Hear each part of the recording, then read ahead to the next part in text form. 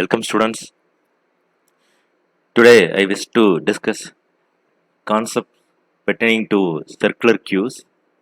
Last session we had a discussion in linear queue.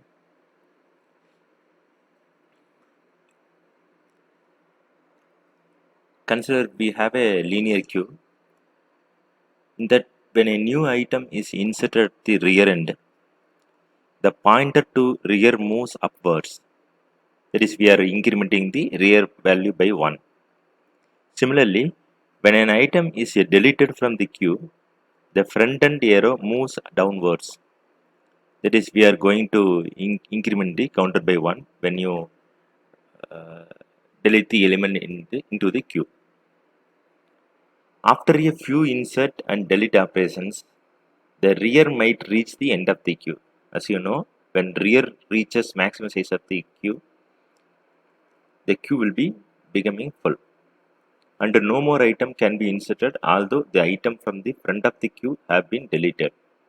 In fact, after rear end reaching max size -1, you may try to delete some element from the front end, but the rear end reaches maximum -1. Hence, in fact, if you have some free spaces in the front end, means it's not possible to for the user to insert the element at the free space which is available in the front of the queue. This is the drawback of circular queue. When rear end reaches maximum size -1, and if you have some few free spaces available in the front of the queue, means it's not possible in a linear queue to insert. This is the drawback of linear queue. To get rid of that, we are using another concept called circular queue. To solve this problem in a linear queue, queues implement wrapping around. Such queues are called circular queues. Both the front end and rear end points wrap around to the beginning of the array. That is, after the rear end reaches maximum size -1, the system tries to insert the element the freely available space in the front end of the queue. It is also called as ring buffer, wherein the item can be inserted and deleted from the queue in constant running time. Consider we have a queue which has only one element. In this situation, the front end and rear end which is equal to same. That is 0, 1, 2, 3. The front end and rear end value is equal to 3. When I try to insert the element 6 and 4, the queue becomes full. But we have some free spaces in the front end. If you use circular queue, means after reaching the maximum size, that is rear end reaches maximum size, the system tries to insert the element the front end. So you are circularly inserting the element into the queue. For example, after inserting 6 and 4, we are trying to remove the two elements in the front end, like 3 and 6. Finally, we have 4. Only one element which is available in the queue. Now, you try to insert 2, 9 and 5, means it will circularly insert the element to the queue by incrementing the rear end value. After incrementing rear end value, here the size of the queue is 6. The rear end reaches 5, means it should reach to 0, no? So for the purpose, we are using modulo operation. For example, you are using the formula like rear equal to rear plus 1 modulo size of a queue. After reaching the maximum size, it will again reach to 0. Rear end reaches to 0. Then 1. Then 2. Now, the rear end value is less than the front end value. This is happening only in the circular queue. After removing the element, like for removing two elements in the queue, the circular queue looks like this. For example, after removal, 4 and row 4 and 2 will get out of the queue. Finally, you get 9 and 5 as a resultant queue. This is another layout.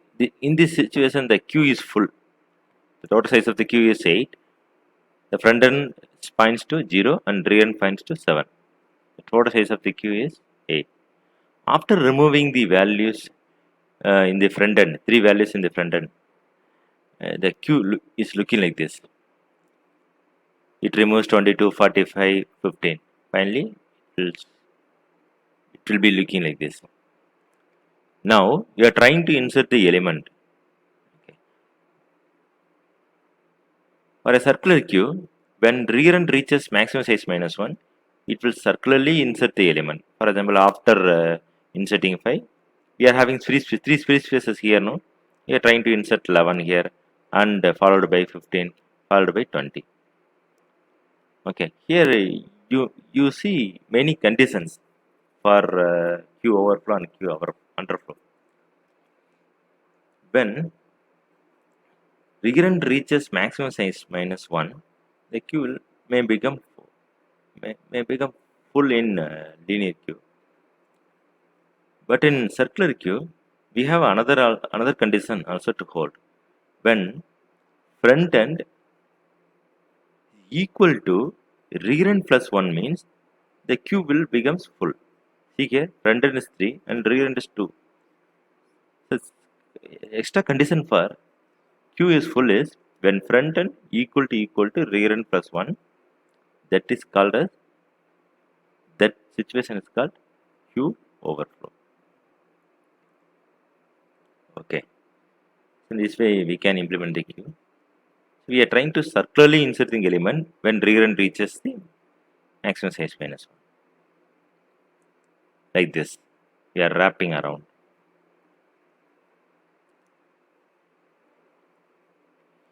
So I just was to explain the insertion operation on queue, circular queue. Like linear queue, it accepts one argument.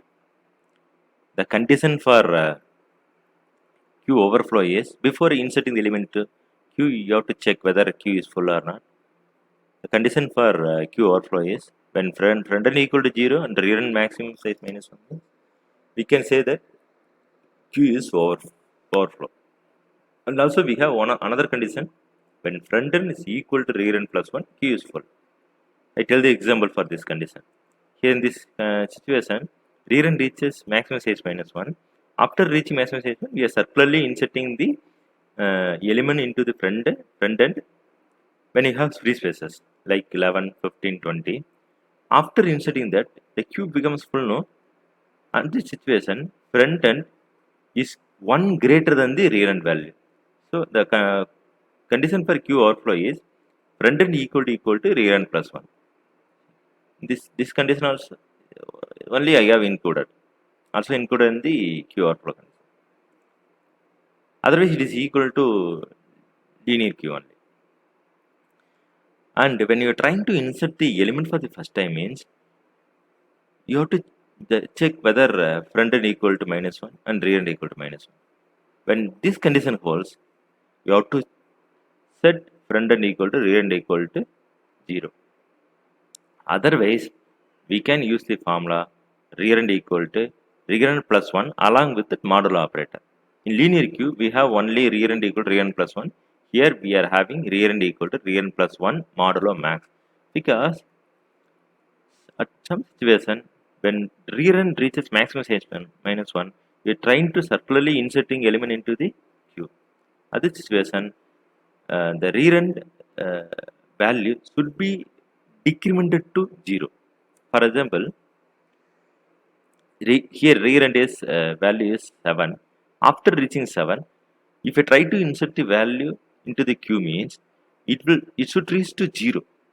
How to change the maximum size minus 1 to 0 by applying the modulo operator like rear equal to rear plus 1 modulo maximum size of the queue. After setting this value, just set the value, newly inserted value into the queue. Q rear equal to X. In a similar way, we can implement DQ operation with just of no argument and returns nothing. Here, the underflow condition is when front end equal to -1 and rear end equal to -1, we can say that Q is underflow. That is, we can check any one of the condition. When rear end equal to -1, the Q is underflow. Q is empty. When front end value and rear end value is equals front end value and rear end value holds same value means it means that we have only one element and we are trying to delete the element means just set front end equal to rear end equal to -1 is something like resetting the front and rear end values. Okay, when these condition does not holds means just to increment the front end value by 1 by applying the modulo operator. Okay, this is the condition for display. In linear queue, we have simple conditions like checking rear end equal to -1 means just print Q underflow. Here,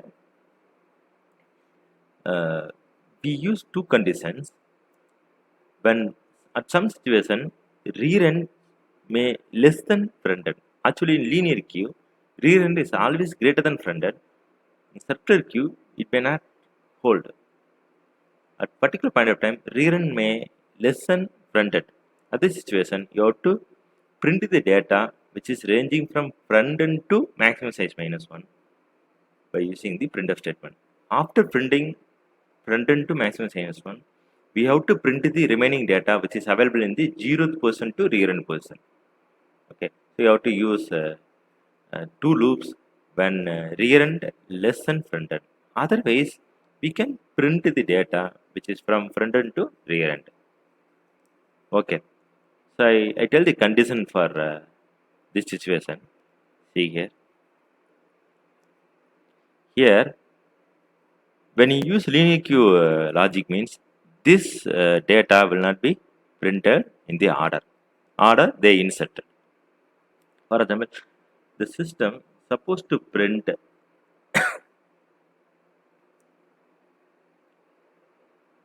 90, 60, 88, 77, 5 followed by we have to print 11, 15, 20.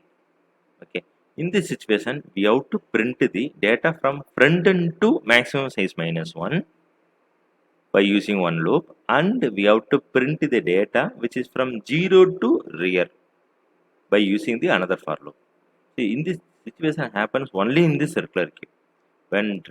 When front end is greater than rear end means you have to print the data like this. That is why I have included this for loop. Otherwise, we can print the data which is looking like in a linear queue. Next class, we will discuss about double-ended queue. Thank you.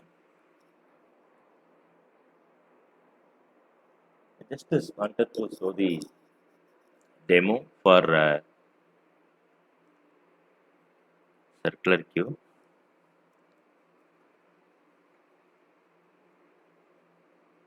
Same condition.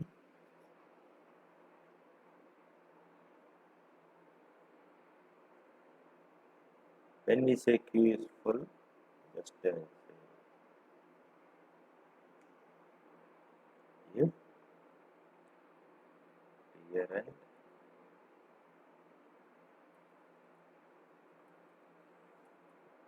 front end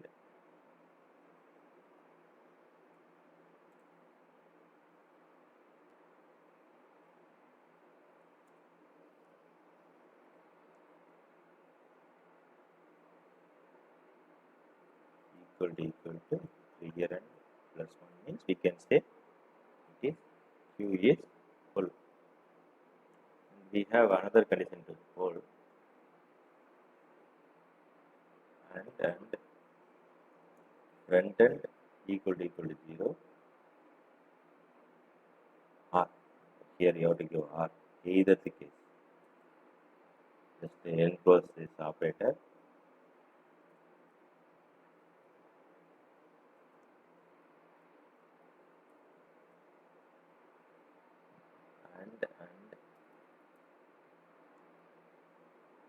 rearrand equal to size minus 1 means you can say that Q is full. Or the same condition, here you have to use modulo operator for circularly inserting the. Okay. And similarly, we can say rearrand equal to size minus 1. You can say Q underscore. Same condition. Here we have to use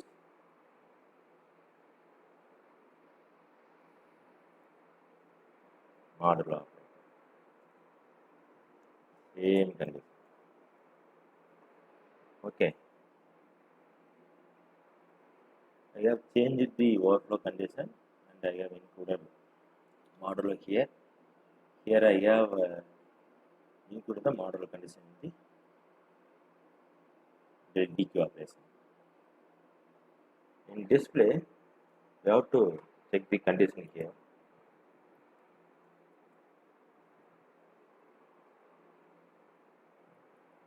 Else, if rearrand less than front end means you have to print front end to size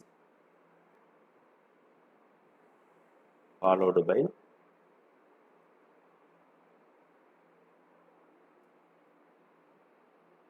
0 to rear. Simple condition. Okay. This way we can implement this separate queue. We will sell. Okay.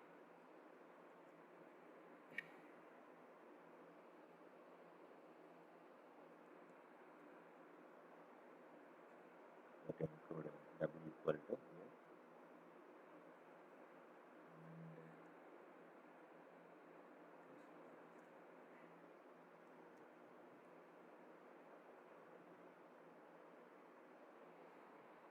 Trying to insert the element 1. I'm inserting 10 here. I'm displaying and I'm trying to insert 2, 20. Yeah. Displaying the data.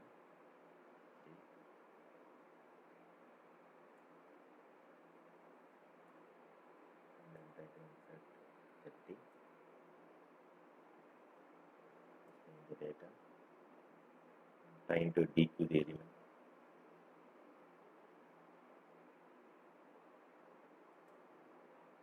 I'm trying to display the data.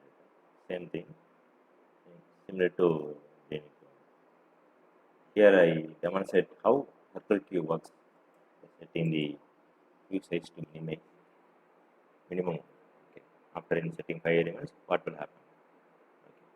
Just 1, inserting 10, again clicking 1, inserting 20, again inserting 1, inserting 30, inserting 40, again inserting 1, inserting 50. I have inserted 5 elements. Now it should say full. And I try to insert the value. See here, try to insert the value. I'm trying to insert 60. It's saying true or false because I have 5 elements in the queue. Now I am trying to DQ the value. Taking 2. The delta element is 10 now. Now I try to display the element. Now it is saying 20, 30, 40, 50. So now we have free space in the front end now. Now we can insert the element by keeping the. Now I am trying to insert 60. Okay, it is inserted. You can check by using display operation. See here, data is printed 30, 20, 30, 40, 50. Followed by only we have inserted the value 60. So now 60 is inserted in the queue. It is inserted in the front end. Actually, while displaying, I am just mentioning the value I can just print the value in which it is inserted, the order in which it is inserted. Okay. Just clicking for, we can exit from the. Thank you.